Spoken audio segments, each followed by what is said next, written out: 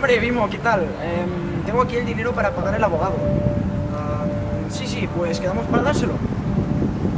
Ok, pues quedamos a las 5:30. ¿Vale? A las 5:30 en Los Patos. Venga. Adiós.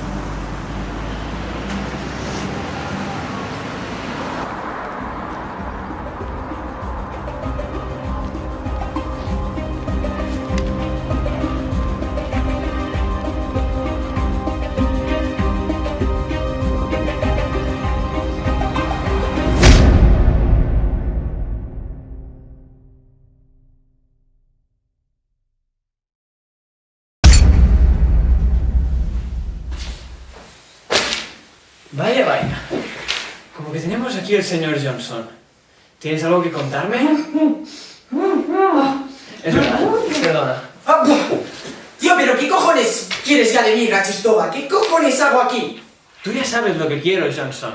Delante tuyo tienes la causa del por qué estás aquí.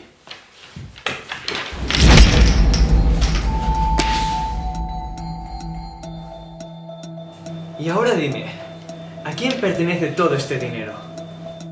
Te pertenece a ti. Pues que no se hable más. ¡Pero espera! ¡Aún necesito tu dinero! Esto a mí no me importa. Este dinero me lo tendrías que haber devuelto hace 5 meses. Pero te lo quedaste como un hijo puta.